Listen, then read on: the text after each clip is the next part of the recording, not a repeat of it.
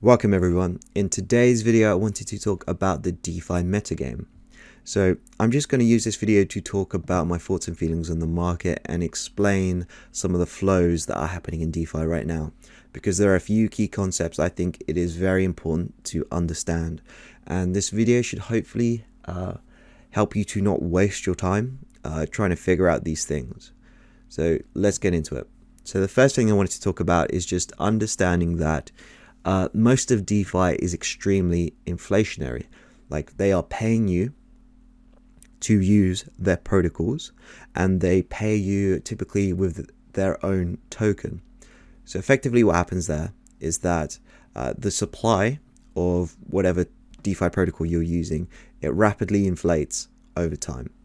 And if we know basic economics, price is a function of supply and demand. If supply keeps increasing and demand does not increase, the price of your tokens aren't really going to increase. So let's just take a look at Curve, for example. So the CRV token, the market cap of it has gone up a lot over time. So, it started off at sub $100 million market cap, and then went all the way up to about $2.5 billion.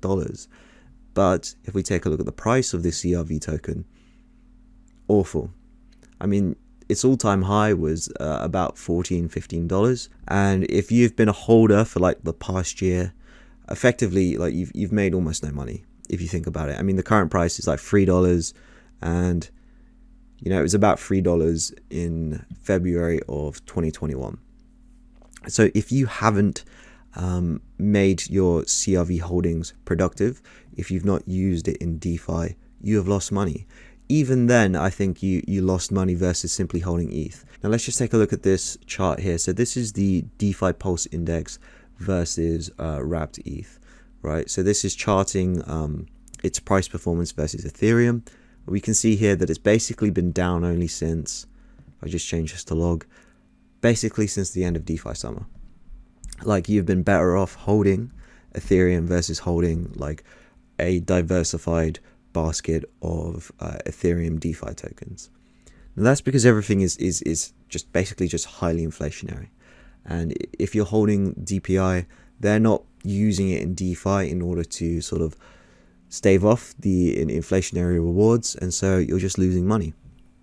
So that's one thing that I wanted to talk about. And the next thing I wanted to talk about, it pertains mostly to Ethereum DeFi, but you can apply it elsewhere as well.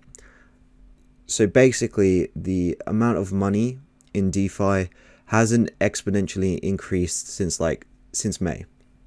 Since May, we've either gone sideways or slightly increased the amount of money in DeFi. So right now, there is a certain amount of money that's going to be involved in DeFi, and it keeps sloshing around from protocol to protocol to protocol.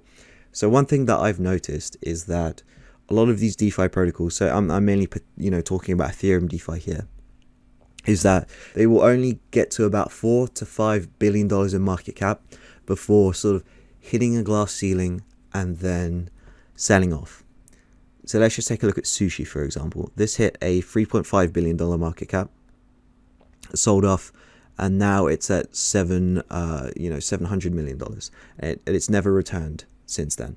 So let's take a look at Yearn Finance. So Yearn is one of the, I think it was one of the first yield aggregators in Ethereum. So that went from almost a $3 billion market cap to now sitting about 800 million. Bancor, one of the first AMMs, went to about $1.5 billion, and now it's sitting at 600 million. And another thing that I wanted to say is that whilst the money came out of Yearn, came out of Bancor, came out of Sushi roughly May, all of that money went into different DeFi protocols. So we'll take a look at this, right? So Olympus DAO, for example, we can see here that the bottom for it was in May, and then it rode all the way up to November, and then it reached about a $4.5 billion market cap. Convex Finance hit about 2.2 billion. Spell, 2.5 billion. And if we just take a look at this, right? So all of these topped roughly May, and that money rotated into, let's just call it this, DeFi 2.0 tokens. So it rotated into there. So about the May-June time, they really started picking up steam. Convex Finance as well, June, and then spell here. This was basically the bottom, and then it went up only from there. So effectively, once you get to about $4 to $5 billion market cap, the money gets rotated out of these DeFi tokens into the newest generation of like DeFi tokens, something that is like, you know, sub $100 million market cap, and then it starts building up steam. And you know, you're usually late at around $1 billion market cap, right? Most of the run is already done.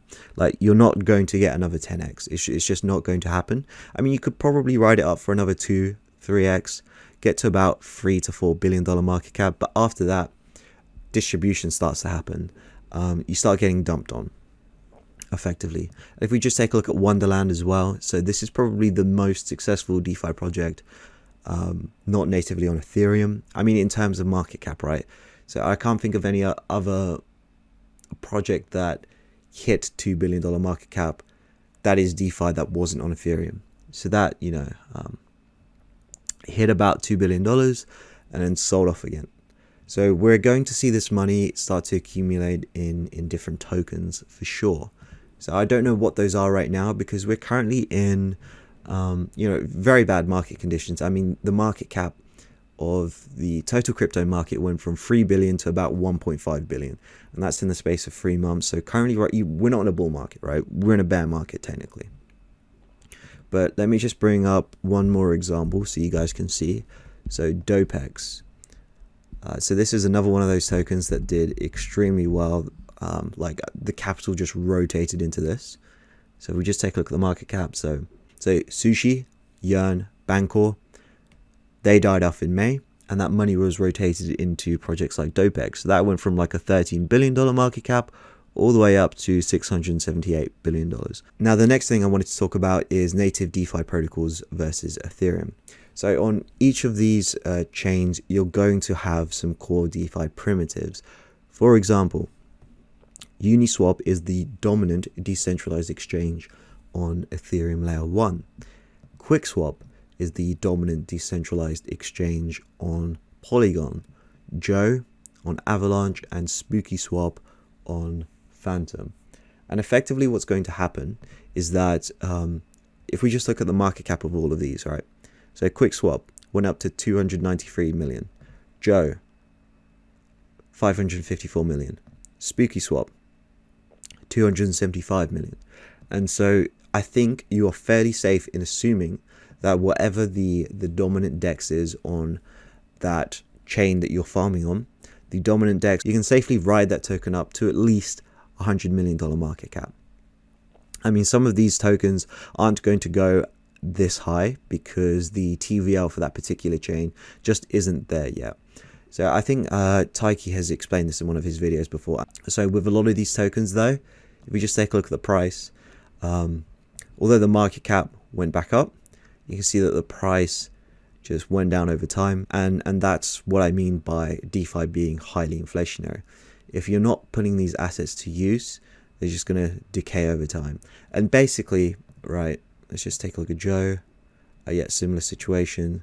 SpookySwap, you know, similar, but not as bad, right? Definitely not as bad as SpookySwap. So basically, I mean, you could hold these tokens and make them productive until you hit about $100 million market cap, or you could just convert them into whatever the token is of the underlying chain. So QuickSwap, you could, you know, convert it back into Matic, Joe, Avalanche, or SpookySwap Phantom. And so just to round this video off, I just wanted to talk about airdrops.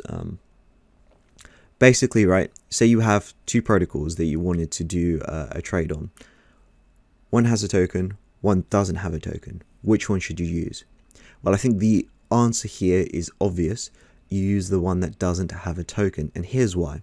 Ever since Uniswap were forced to do their airdrop because SushiSwap forked them, stole a lot of their liquidity, Uniswap was forced to drop their own token to get that liquidity back.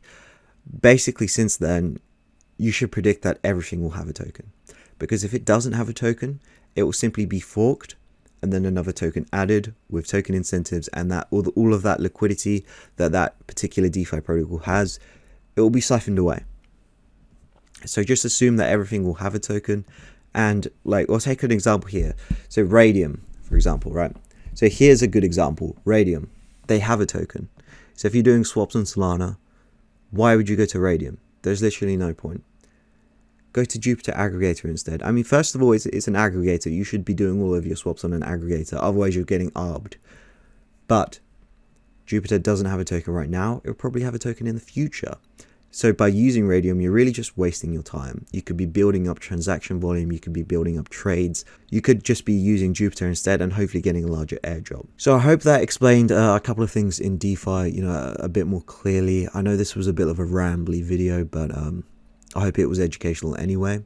So thank you for watching. I hope you enjoyed this video, and make sure to subscribe for more videos like this one.